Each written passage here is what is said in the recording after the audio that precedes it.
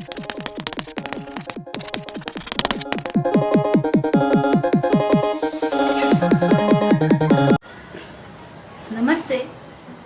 तो आज का जो वीडियो बनाने जा रहे हैं, मुझे लगता है कि ये आपको सबसे अधिक काम का वीडियो है।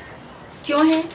क्योंकि 5वीं से लेकर जितने भी एग्ज़ाम हैं, सब में आपके ज्ञान को जाना जाता है कि आप कितने पानी में हैं। और उसके लिए प्रश्न पत्र में प्रश्न होता है आपठित गद्यांश और पद्यांश का। भाषा की बात चाहे अंग्रेजी की हो चाहे हिंदी की, ये प्रश्न कक्षा की बात 5वीं की कक्षा हो या 12वीं की या कोई प्रतियोगी परीक्षा, आपठित गद्यांश और पद्यांश का प्रश्न होता ही होता है। तो क्यों का उत्तर तो आपको मिल गया कि क्यों होता है। क्योंकि यही वो माध्यम है जिससे पता चलता है कि आप कितना सेल्फ स्टडी करते हैं, कितनी खुद पढ़कर चीज़ों के अर्थ समझ पाते हैं, आपके ज्ञान का स्तर क्या है, आपकी भाषा का स्तर क्या है। तो आपको आपठित की तैयारी सबसे अच्छी करना चाहिए और इसी प्रश्न के उत्तर के द्वारा आपको परीक्षक पर अपना प्रभाव जमाने की कोशिश करनी चाहिए। तो ये क्यों का उत्तर तो मिल गया। शब्द का अर्थ आप जानते हैं, आह माने नहीं, पठित माने पढ़ा हुआ, अर्थात जो आपके पाठ्यक्रम में नहीं है, शिक्षक द्वारा आपको नहीं पढ़ाया गया, वो आपठित है। गद्यांश के रूप में हो तो गद्य के रूप, और पद्य के रूप में हो तो पद्यांश। लेकिन ध्यान रखने की बात ये है कि ये आपठित है, बिना पढ़ा हुआ है, लेकिन बिना जाना हुआ नहीं है।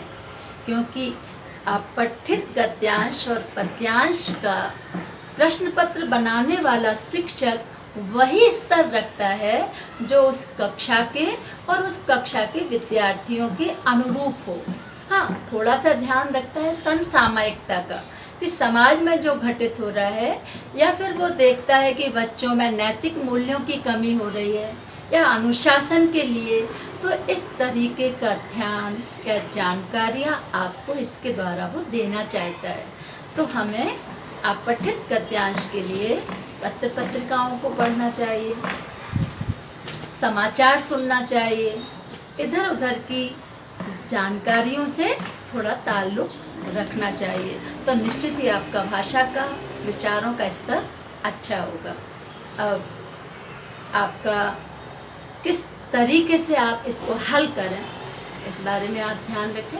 ज़्यादातर शिक्षक आपको बताएंगे कि पहले हम आपठित पढ़ें और फिर प्रश्नों को देखें, पर इधर मेरा नज़रिया बिल्कुल उलट है। मेरा अनुभव कहता है, और जिसके बल पर मेरे बच्चे बहुत अच्छे अंक भी ला रहे हैं, उनकी टिप्पणियां भी मुझे मिलती रहती हैं, कि पहले प्रश्न पढ़ें और फिर उसके बाद आप आपठित गद्यांश पढ़ें। इससे क्या फ़ायदा होगा कि मान लीजिए कि आपका प्रश्न है कि समय के महत्व के बारे में आपका नज़रिया या आपका दृष्टिकोण क्या है। ये पहला प्रश्न है और आपको क्लिक करेगा, आपको दिमाग में आ जाएगा कि ये जो आपठित आप पढ़ने जा रहे हैं, ये किसके बारे में होगा, समय के महत्व के बारे में। अगर आपसे कोई शीर्षक पूछे समय का महत्व, आपको पहले प्रश्न से ही सीधा आपको उसका छोर मिल जाएगा, और जहाँ छोर मिला वहाँ बाकी सारी चीज़ें आसान होती चली जाती हैं। तो पहले प्रश्न पढ़ें। आप प्रश्न में आप देखते हैं हमेशा क्या, कितना, क्यों, या कोई व्याकरणिक प्रश्न भी हो सकता है। अब आप जब ये प्रश्न के शब्द याद रखेंगे कि कहाँ हुआ, क्या हुआ, कितना हुआ, क्यों होता है, क्या करना चाहिए, कैसे करें, तो आप पढ़ते समय इन चीज़ों के, इन प्रश्नों के उत्तरों को पेंसिल से रेखांकित करते जाएं। अब बच्चे पूछते हैं कि मैम उसी भाषा में लिखना चाहिए क्या जो गद्यांश में है? तो बिल्कुल नहीं। आप कट कॉपी एंड पेस्ट करते ज़रूर हैं, लेकिन ये गलत तरीका है। उसका मतलब है कि आपने मंतव्य को, आपने कितना उसका मंतव्य समझा, और जो समझा उसे अपनी भाषा में लिखना है। इधर ध्यान देने की बात यह है कि आपको अपनी भाषा में लिखना है, लेकिन अपने विचारों में नहीं। आपके विचार कुछ अलग हो सकते हैं, लेकिन जो गद्यांश या पद्यांश में आपसे पूछा जा रहा, आपको बिल्कुल वही विचार उसमें डालना है। शब्द अलग दे सकते हैं, वही तो आपसे देखा जा रहा कि आपने उन चीज़ों को कितना समझा, आपके पास कितना अपना शब्दकोश है कि आप उसी बात को दूसरे तरीके से कैसे कह पाते हैं। इसमें सूक्तियाँ या मुहावरे अगर गद्यांश के अंदर हैं तो समझना बहुत ज़रूरी है, लेकिन उत्तर देने में आप बहुत प्रयोग करें ये बिल्कुल ज़रूरी नहीं है और करना भी नहीं चाहिए। बस उत्तर अपनी भाषा में सटीक, संक्षिप्त, सारगर्भित और कम शब्दों में देने की कोशिश करना चाहिए। तो ये तो थी आपकी गद्य की बात। विषय वस्तु आपको बहुत जल्दी समझ में आ जानी चाहिए और वो आ जाती है प्रश्न पढ़ने से। कविता में बच्चे बोलते हैं कि मैडम बहुत कठिन शब्द होते हैं, तो आपको जो पर्यायवाची शब्द आप पढ़ते हैं, एक तो थोड़ा सा आपको जागरूक रहना चाहिए कि शब्दकोश अच्छा हो, पर्यायवाची शब्द आपको आते हों। दूसरा, थोड़ा सा ध्यान रखना चाहिए कि कविताएं 4 या 5 विषयों पर खास रूप से अपठित में आती हैं, जैसे नारी का विषय हुआ, जैसे किसान का विषय हुआ, जैसे समाज में व्याप्त बुराइयों पर हुआ, जैसे कोई उद्बोधन शैली में आपको जागरूक करने के लिए हुई, जैसे देश प्रेम की हुई। तो ऐसी कविताओं को तो आप पढ़कर सीधा समझ जाते हैं, लेकिन कभी अवधी भाषा या ब्रज भाषा की कविता हो या कबीर की साखियाँ आपसे पूछी जाए तो ये बहुत कम होता है।